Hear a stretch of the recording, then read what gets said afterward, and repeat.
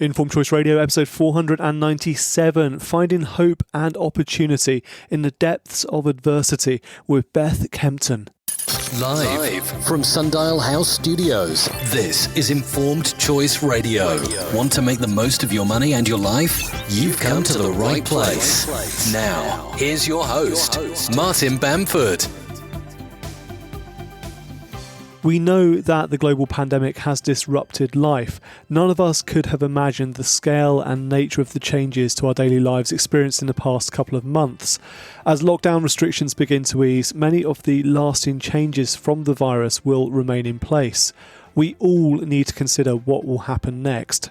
My guest on the podcast today is Beth Kempton, author of We Are In This Together, a fantastic new book designed to help you prioritise different things and feel less vulnerable to sudden change in the future. Beth is an award-winning entrepreneur and self-help author. Her books have been translated into 24 different languages. She describes herself as a wanderer, an adventurer and a seeker of beauty, with an incurable addiction to chocolate, Beth, I'm with you on that one, and also Japanese stationery. As founder of Do What You Love, that's at dowhatyouloveforlife.com, Beth has produced and delivered online courses and workshops that have helped thousands of people all over the world to discover their passion, explore their creativity, and live a more inspired life. This conversation today is for you if you're feeling at all anxious about the uncertainty and long-term implications of the pandemic. I do promise you'll enjoy this one. So here's my conversation with Beth Kempton, author of We Are In This Together, in episode 497 of Informed Choice Radio. For people who haven't heard you before, and you were back on the podcast back in November 2017 talking about your book Freedom Seeker, we're talking about a different book this time, a new book, and we'll get into that in just a moment. But perhaps by way of potted history, a bit of an introduction, you could just tell us who you are and what you do. Yeah, hi everyone. Thanks for having me, Martin. This is actually book 4, so I would now say I'm a writer. I think 4 books in, I should probably be able to say that by now. I'm also a mother. I run a company called Do What You Love, which for the last decade has been helping people to navigate change and make good things come from difficult moments. So I feel like our work is really relevant right now. I love to explore the world, and when not able to do that, I love to explore big ideas from other cultures, those kinds of things.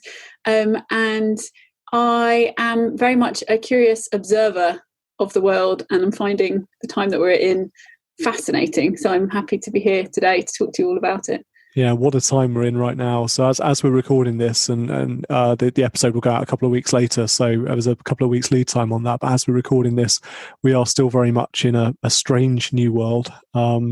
Whilst lockdown measures are being a bit eased now and it's getting a bit easier to move around, it's still nowhere near normal. But before we talk about that, perhaps we could talk about what the world was like for a lot of people before the crisis, which actually wasn't that long ago for many people. You know, what were we thinking about? What was life like back in January, February, March sort of time? It's such a great thing, I think, for everybody listening actually to think about, because it is a matter of weeks, really. We're only in May, and so much has changed beyond how we could have imagined, and will not go back to what it was like before. And sometimes it's quite hard, I think, to put yourself back to the reality of your day to day before something massive had changed. This is a global trauma that we've all experienced. And I think it's really helpful to do that, because especially if things are tough for you right now, if you think about what was going on in January, what was working, what wasn't working, what were you secretly hoping for in your life and in the world? And actually, is there anything in what's changing that is manifesting that wish for you in some way? So many people were begging to slow down, to stop this crazy rush, to escape the toxicity of comparison and the feeling that they just had to say yes to things that they weren't interested in because that was the right thing to do, or take on more obligations so that they could buy that car or be able to post that picture of themselves wearing that thing. And I felt like our life was so much about that, plus Brexit. And, actually one of the things, there's been so many funny things posted on Facebook throughout this. And I think it's really brought out a lot of people's sense of humour because it's been so traumatic for people. But, and there's a lovely lightheartedness in some ways to how people have seen things. And one of the funniest things I saw is just someone very early on posted, "I miss Brexit." And it just feels like eons ago, doesn't it? And so that was the world that we were in. I think in the UK we were very divided. A lot of young people were feeling like the older generation had voted for Brexit. It wasn't what they wanted, and they're the ones who had to live with it. There's a huge environmental movement making so much positive progress, but also massive issues going on, which completely disappeared from the conversation for a few weeks when this pandemic hit, and is now starting to come back. Really importantly, Mother Nature, we are listening. We understand this in some ways as a message. If you guys don't sort this out, life is going to be hard like this, and it's only getting worse. All of this stuff going on with social media and pressure, societal pressure, all those things. I don't know about you, but I've felt a massive reduction in general expectation of quality of things like online courses. People are just doing them, from their bedroom with basic microphones and stuff. Expectation for speed of people turning things around. You're like, I'm homeschooling, okay, get it to me tomorrow. Just in a really quite healthy way, I think this level of pressure on us has been reduced a bit. And so remembering what it felt like when that pressure was turned up and we were having all this stimulus coming at us and we didn't feel great all the time, remembering that and comparing now to then and thinking, actually, I don't want to go back to all of that. And what is it that I can treasure about this time? What have I learned about what I really care about, what really matters to me, that I can carry forward? And when the advertising machine starts to ramp up, which it's going to now, saying, we want to get back to normal. Look, the shops are open, rush out and buy everything. And then your new trainers will make you feel like it was in January. And then you're like, no, actually, that wasn't working for me. And being aware of that, I think, is going to be really helpful. So it's a really great question to ask yourself right now and think, okay, what is it that I wanted in January that I can actually, I'm in a better position now to make happen? People have been made redundant. That's a shock. And they don't, that's not something anyone would necessarily wish upon themselves. But actually, did you love that job? Had you been in it 3 years too long anyway? Did you not really like your boss who made you feel bad every day you had to go to work? Where is the blessing in the tough stuff that's happened? There is always something, and it always sounds cheesy, but it's so true. What is it that we can take from this that's been really helpful? And you used the word traumatic a moment ago, and obviously this crisis has been traumatic for a lot of people in terms of their health. Thankfully, in touch wood, no one close to us has been affected. And I think for many people, we almost live in a bit of a bubble where if you don't know someone close who's been hospitalised or sadly died from this, it almost feels like it's not particularly real. So there's the health issues, there's the economic issues. You mentioned, businesses going under, people losing jobs, etc. And then there's, I guess, the sort of the lifestyle trauma as well, from being locked away and isolated from friends and family, not being able to hug your parents, etc., or siblings. So how do we look past those traumatic elements of the crisis and look for the positives? Because there are lots of positives as well, aren't there, that come out of this? I think recognising what is traumatic to you is really, really important, actually. I think there's this, in some ways, there's a collective grief that is being experienced, and we're only in a very early stage of that because this thing has only just happened. And sadly, there are people who have a very real personal grief where people have been affected or lost, or even just parents in very late stages of their life that you're not able to spend that precious time with them. Really, really difficult things like that, and people are experiencing grief for things that never happened. The wedding, the graduation, not being able to, these rites of passage that you can't just manufacture again. If they didn't happen in that moment, they're not going to happen in the way they would have done. And that's something that's just been ripped from a young person's life. Those kinds of things are really they really matter in our lives. They're a big part of the formation of us growing up and becoming the person that we're becoming. And if you just take that out, you can't just slide from one thing into the next. So I think actually pausing to think, how have I been affected by this, and what is it doing to me, is really, really important. And absolutely we want to look for the good, but we don't want to brush over the reality of what's going on, because maybe that needs some care and attention. At a time like this, when we're in it, it's difficult to process something when it's going on. There's going to be a big healing process ahead for many of us for a very long time, I think. And the impacts of this, there's the immediate impacts that we've noticed now. There's going to be longer term impacts when, for example, government support disappears. It can't go on forever. Then we'll see, some businesses will crumble. Some people will feel more vulnerable than before. All these things that we can imagine, but not quite figure out exactly how that's going to happen. That's all coming, and maybe one of the most important things for us to do right now is to kind of strengthen ourselves, not just our immune systems, but our heart and our capacity for handling this uncertainty, which is going on for some time. And when we do that, when we start to think about the fact that all of life is changing always, this has been put under a microscope right now, and we realize that things are not what they were before, and they're not going to be the same again. But actually, that is how nature is, that is how life is all the time, and we experience it in a much more gentle way normally. But I think that really helps us to treasure the good and know that the bad will not always be like that. I think the very old phrase, "this too shall pass," is incredibly comforting and absolutely true.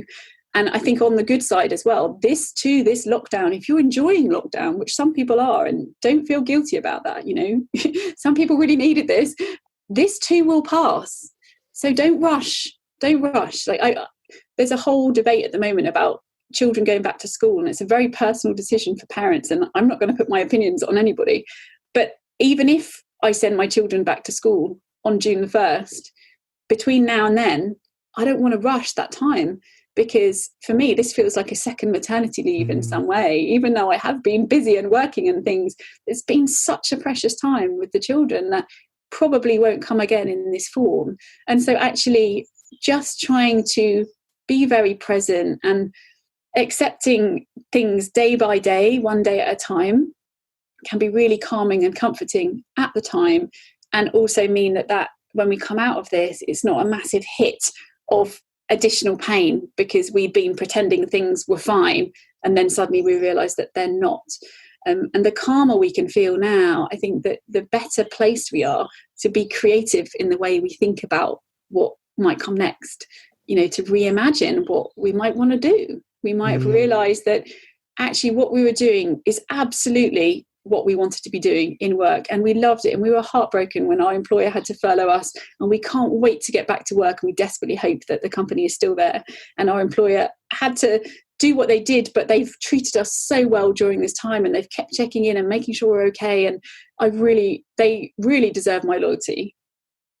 The opposite of that, has so many different connotations, but we've learned so much about the people that we work with and for, and who we can trust and rely on when things get tough, how much we really mean to our employers or to our clients, all those kinds of things. These messages have just been there for us right now.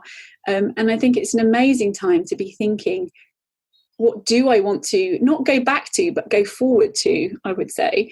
And if you want to shift something, use this time to think, you might want to go for it in a big way. If you've got tons of energy and loads of time, then absolutely go for it if that's what you feel like. But if you're exhausted and feel like you're stuck in the mud, then even just gentle journaling to think, what is it in this quiet? What can I hear? What keeps coming up? What are the serendipitous coincidences I'm noticing that's telling me maybe this is not quite your path, maybe it's over here, and to kind of feel your way through that, because there is no rush to finish the weekend and go back to work on Monday.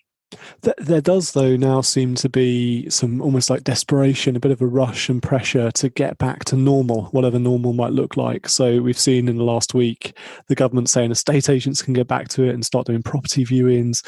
There's talk on the news websites this morning about retailers, clothing retailers getting back open again. So how do we avoid getting swept up in that sense of desperation to revert back to norm?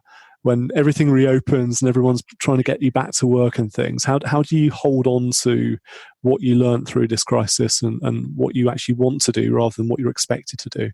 I think it's really good to switch on like a mental notification, like a ping going, oh, ping, there's the propaganda machine. Here it goes. I'm waiting for it. Who's coming? Oh, there we are. That one's, trying to sell me something. I think it's really important to be awake to that and to know that economically, it is in many people's interest for us to go back to how we were. It's absolutely not in all of our interest to go back to exactly the way we were, because a lot of us were in pain and suffering. It's not great for the planet for us to go back to how we were. And so I think the most important thing, that the best way to be able to navigate when you're being battered left and right with all this information again, is to have something to guide you. And in order to have something to base your decisions on, to use to make a judgment about what's coming to you, because you don't have to just take it all in, is to start with what you want after this. What is meaningful to you. Your life is precious. How do you want to be spending that?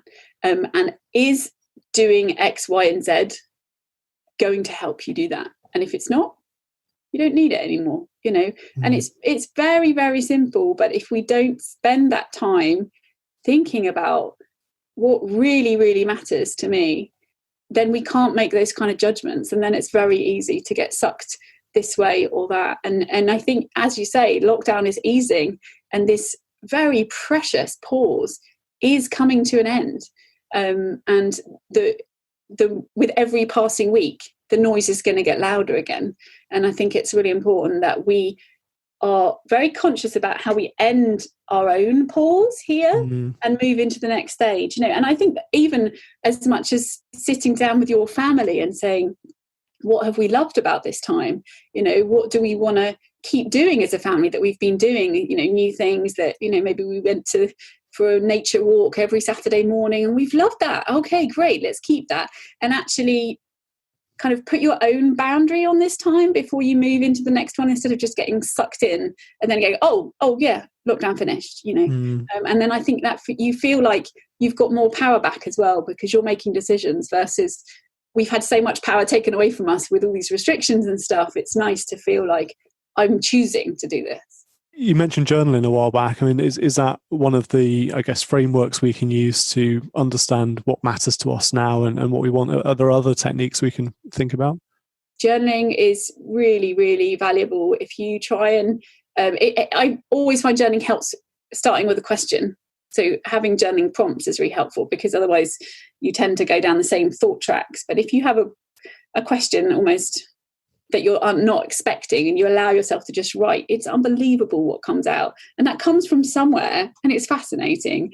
And I think sometimes what's really interesting is to journal for quite a long time and not read it again straight away, and then go back and look. Like if you'd been journaling all through lockdown, you went back and read, from 6 weeks ago, whatever, what you'd been writing then, I'm sure there's some gems in there that you'd realise. You'd certainly notice patterns, you'd notice where you were being stressed, what was going on, those kinds of things. And often what you see when you journal regularly is the same things come up again.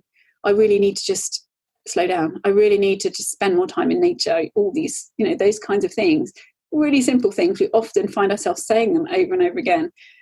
Spending time in nature is incredibly helpful for getting you present, realizing that we are part of this incredible miracle of nature. It's so easy, the way that our world is constructed, to kind of forget about it and maybe notice the sunrise once in a while and go on holiday and enjoy the beach. But actually nature is this gift that's around us all the time that can help us get back into the present moment at any time. And that is the place from which every important decision is made, living in the future and the past. People have been saying it for centuries, and yet it feels like in this moment it's so obvious that living in the past and living in the future is not the way that we're going to find what we need from now on. It's fascinating. One of the things I've, I guess, realised throughout all of this is how much I've neglected our nearby nature. We live, literally on my doorstep behind the house here is thousands of acres of ancient woodland. I know you're passionate about Japan, and the Japanese have this forest bathing philosophy, don't they? Yeah. And for me, every day now, I'm out for an hour, hour and a half, 2 hours, just walking, exploring all the trails. And for me, that's one of the things I want to really hold on to. What other things? And I know something you mentioned on Instagram we were talking about before we started recording, which is you're getting up ridiculously early now. Well, most of us are having a lie-in because we don't have to get to the office for a certain time. So tell us about your early morning routine and how that's sort of come about. Yeah, it's been really interesting because me and my husband, we moved to Devon a couple of years ago for a slower life. I think what we've realised, a couple of things, is that you don't have to move somewhere rural for a slower life. Being rural makes it easier to choose a slower life, I think, but so much of it is about attitude and how you spend your time. And also that even in this slower version of our life, we still were packing a lot in. We were still succumbing to a lot of those pressures. And it's been very interesting to look at that and analyse it. But we have two children who are 4 and 6, and they're both being homeschooled. And of course, we don't have a lot of childcare, to be honest. Most of the time our parents live miles away, and so we've had a babysitter I think twice in 2 years, so that in itself isn't unusual for us, but the fact that they're not at school has made a huge difference, because we also both work from home normally, and so the time between school drop off and school pickup has been a very precious 4 or 5 hours in the day when we could absolutely power through everything we had to do. And then very often, after school, we'd have precious time with the girls before they went to bed.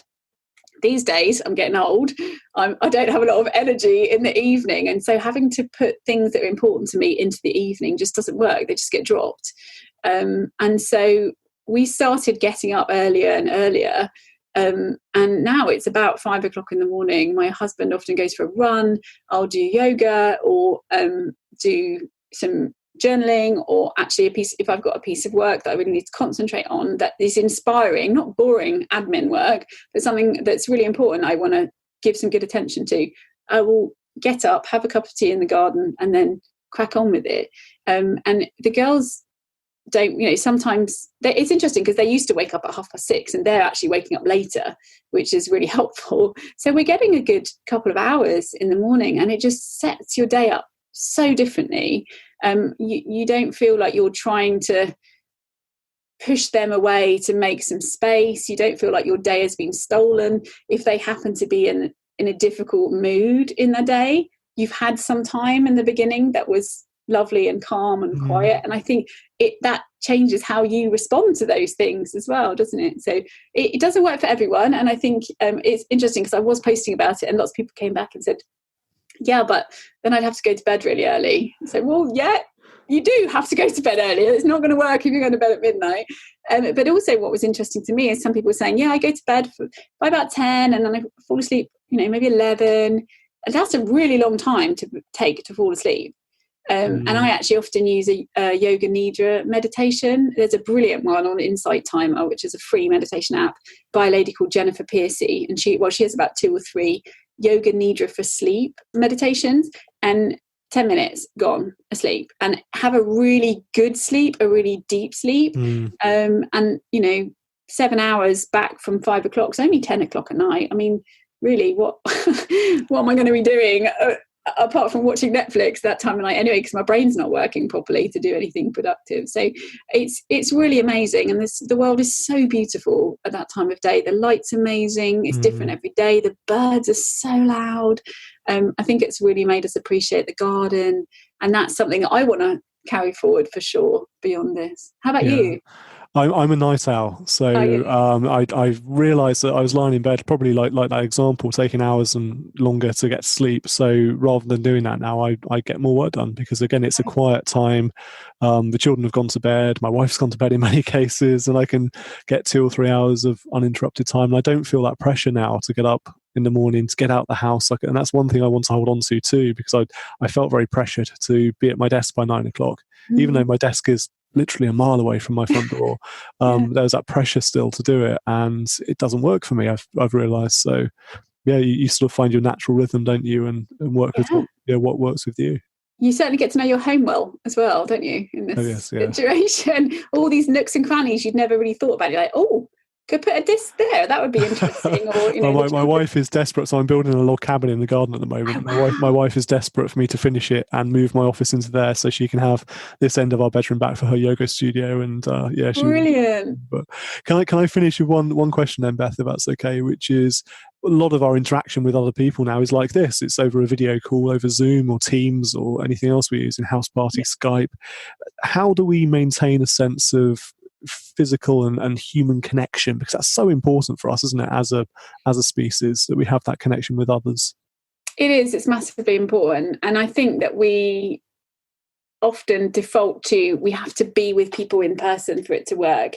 I think that it's incredible that this is happening at a time when we do have the technology to allow us to connect with each other, and thank goodness, for all of its challenges, Zoom has kept the world going, to be honest, in the last few weeks.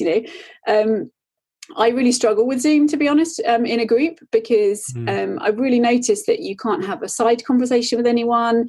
If you can't have that lovely bubbling of different conversations, because if you're not on a very high level of Zoom, somebody talking cuts out somebody else, and it doesn't really work very well for really connected conversations. But I think the most important thing is that when you're together as people in a room, so much is said by your presence, and not just by the 2D version of your face speaking words. And I think I really, really miss that. But there are so many things we can do in terms of like small acts of kindness towards people, and just we've had bread left on the doorstep, and neighbours have grown seeds and left a little letter for our children to plant them and see how they grow, and just a quick text to check in with people. Those kinds of things that is just very simple human connection. Putting people who put their flags up for VE Day, it's kind of like at Christmas when you put lights in your trees outside your house. Most of the time you're inside your house, you're not looking at those lights. They're not really for you. They might make you feel happy when you come home from work, but most of the time those are for other people. And those kinds of things are a really quiet way of saying, I'm here, you're here, we're all in this together, and I think just really simple things like when we've gone out for a walk. I don't know about you, but I felt a real shift from people being really nervous being around each other to stepping out of the way, and it's like, thank you, we're protecting each other and hope you're having a nice walk as well, kind of thing. And so I think so much of it is just about the way we are when we're out in the world, and of course, there's scientific proof that hugging is good for you, and that's really difficult for people. But it's not the only way, I think, to stay connected. Writing letters, all these kinds of things. But also getting really, we were talking before about having quiet time and connecting to ourselves. And actually that's really interesting, I think, at a time like this, because there can be a real rush to be checking social media, or to be, if you're an influencer in any kind of way, anyone who has any kind of following whatsoever, I think there's a feeling at a time like this, like I have to be posting, I have to be a leader here, I have to be doing X, Y, Z. Well, maybe you're just figuring it all out as well, and you are trying to desperately manage something over here, and it's not the right time for you to be doing that. And I think being really conscious of the way that you are using technology and putting out information and taking in information is a really important part of that connection story too. But I think for me, anytime I'm really struggling, I ask myself, how can I be of service to me, myself? Actually, the best thing I can do right now is to stay inside and have a rest, or be of service to other people, which also sometimes is to stay inside. But, how can I be of service to the people in my street? How can I be of service to my online community? How can I be of service to the wider world?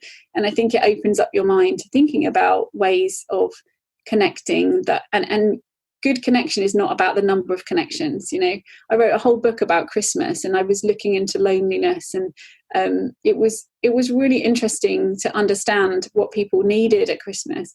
And a lot of people looked at other people's Christmases and saw them having lots and lots of gatherings and being invited to all these parties, and looking through the windows of restaurants and feeling bad that they hadn't been invited. I've had my own experience of that, and seeing other people's experience and thinking I should be doing that. And then on the other side, you've got the people who are doing all that going, Christmas is a nightmare. It's one party after another, and I hate it. And I don't want to be doing this. And I just want to, go for a winter picnic with my best friend and spend no money. And it's another place where we think that we should be connecting in one way. And actually we need to go, what do I need? And what can I give? And how do I make that work in this scenario? I think that's a lovely question to finish on. What do I need? What can I give? And if we all think a bit more about that, then perhaps we'll be a bit more content, happier with what we've got. Beth, thank you so much for joining us. Before I let you go, then tell us a bit about the new book and what we can expect and where we can get it from. Well, the new book it's all about the kind of things we've been talking about. It's called We're in This Together, Finding Hope and Opportunity in the Depths of Adversity. I wrote it in 16 days during lockdown. I'm not saying that in any kind of, wow, look at me way, but much more that I felt this incredible urgency to do something, which I think lots of us have. Some people have been doing an amazing job in the NHS. Some people have been collecting shopping for their neighbours. For me, as a writer, this is what I could do. And I've brought that 10 years of helping people navigate change to this situation. I'm not an expert in this pandemic. Clearly nobody is. But it's about what do we know about walking through difficult situations and coming out of it better than before, and bringing that to this situation. So it's the world before this, the world right now, and the world after this. And I really hope that it helps people really make that transition out of this into a reimagined future. And I would just say, if we've been talking a little bit about trauma and grief and things while we've been talking, and for anyone who orders We're in This Together, I'm actually giving away a free writing course called Words Heal, all about writing in times of crisis. And to get that, you just need to order the book and then go to bethkempton.com and fill in a little form there. And the course starts on June the 8th, and it's 2 weeks of using words to help us consider not just this crisis, but any crisis, personal crisis, big global crisis, and in many different ways. So coming at it through actually looking at the experience, through thinking about things that are nothing to do with the experience, and also just getting into the rhythm of writing, because as we were saying, journaling can be incredibly helpful. So it's for anyone of all writing abilities. Everybody is welcome. So I very much hope that We're in This Together and Words Heal will be a friend for people, because the road ahead is long, but it might be really shining light at the other end of it. Fantastic. I'll make sure I put links in our show notes of this episode to the book and to the course as well, and your website, so people can find that. Beth, as always, it's been a pleasure. Thank you so much for your time. Thank you so much. It's been so great to talk to you. A big thank you to Beth for joining us on this episode today. I really did enjoy that conversation. You may want to go back and listen to our previous chat. So Beth is a returning guest on the Informed Choice Radio podcast, and I always enjoy our conversations together. Really, really full of insights, full of wisdom, and just enjoyable. It's always nice when you sort of get along with somebody like that and just have a nice chat. So I hope you enjoyed it too.